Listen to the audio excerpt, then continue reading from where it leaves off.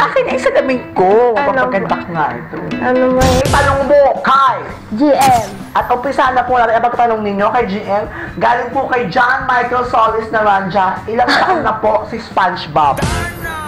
Hindi ko alam eh. Kasi ang alam ko, sabi ng mga iba, 50. 53. 53. Kay Christine Joy Rionico, bakit ang kalabaw pag namatay inuod pero ang ano daw? Bakit ang kalabaw pag namatay inuod pero bakit pag ang uod namatay di kinakalabaw? Eh kasi hindi nila makikita ang uod at saka ang uod namamatay dahil sa asin. Bulati yun eh. Ay, bulati ba yun? Bakit kailangan ayusin pa ang higaan kung hihigaan mo lang naman din at nagugulo ulit? Para paghihiga ka, hindi ka na may istorbo, diretso. Kunwari, matutulog ka, maguligaan mo, tapos wala pang sangsapin, o paano ka matutulog? At bakit hindi ka nagliligpit ng higaan mo, GM? Nagliligpit Diretso ka kain ng pagkain ng magain, nakapagtutpas kain, kahit walang toothpaste, diretso. Bakit hamburger ang tawag sa hamburger, pero hindi naman ham ang palaman? Siyempre, hamburger nga. Kasi ang hamburger, di ba? Ang nasa loob doon, hamburger. Ang pangalan kasi noon, hamburger. Hindi, buti kong hamburger. Ang nasa gitna, pati, hindi ham. Mali-mali ang sagot, nakakahiya sa kanila. Mula naman...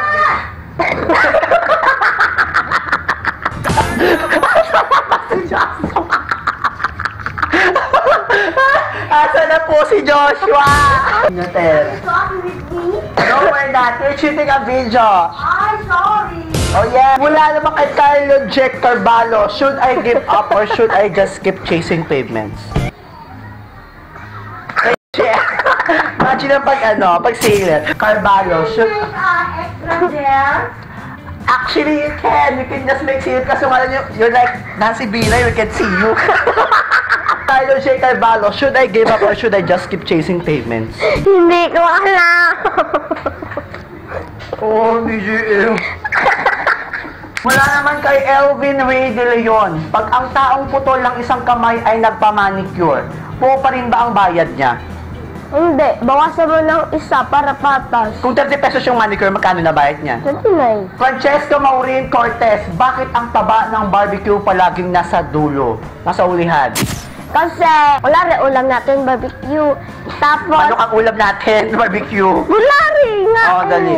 Nasa ibabaw lang ng matataba, sa ilalim din, matataba. Tama na, so next question na. Barbecue. Bakit di ka crush ng crush mo? Kasi di ka niya crush. Ba't di ka na crush? Kasi pangit siya. Mama. Mula kay Romel Jason, gaano karami ang dimples ni Jose Manalo? Dimple sa Manalo. Depende kung ilang beses inipit ang kanyang puso. Dami namang distraction. Bakit umiiyak ang bata sa labas, GM? Kasi, uyakin, gusto niya pumasok dito. Kasi gusto niya manood. Pinaapi ka ba ng Kuya Elsie mo? Hindi. Nananambunot lang. Pero napakabait lang nila lahat. Kung si Sammy say, may tsunami walk, si Janine may cobra walk, si Ariela may Arriba walk. Arriba girl. Ikaw, anong walk ang meron ka, GM? Kondensada walk. Paano yung kondensada walk? Hindi ko din alam eh. Gagawa pa lang naman. Sa susunod na video ko, makikita nyo na yun. Masakit ba ang sampal sa'yo ni Lloyd sa isang episode nyo sa eksena sa jeep? Hindi. Oh, straight lang. Gusto mo ba bumawi, GM? Bumawi ka na dali. Ayoko. Bumawi ka na. Galing kay Rafaela Salay, GM, do you wanna build a snowman? Yes. Kasi, ano ba? Wanna build a snowman? One taong niebe. Halika at naglaro. Tapos na po ang ating unang episode ng Itanong Mo kay GM. At kung may mga katanungan po kayo na maalak pa ninyong itanong kay Madam GM, ay Twitter lang po ito sa Twitter gamit ang hashtag na Itanong Mo kay GM. Ano masasabi mo, GM, sa mga nanonood sa atin ngayon? Wala kayang nanunood. Bihero, tangi. Pero syempre wala pa kayo tao yung tao. Pero mamaya, pag-upload natin kung may manonood. Sana mag-enjoy kayo sa video namin. Sana huwag kayong corny. Kasi corny ka. Isn't it? Hindi ako corny. Isa akong popcorn. Bayad po! Ay, walang narinig? Hindi na kailangan. Mag 1, 2, 3 na lang ako. 1, 2, 3. Itanong mo kay GM, itanong mo, itanong mo, itanong mo kay GM, itanong mo, itanong mo, itanong mo kay GM, kay GM, kay GM, itanong mo kay GM. GM, sabi ni Peter Parker, ano ang pinaglalaban ng Jigsaw? Hindi ko alam. Madadali muna. Bumalik ka dito, hoy!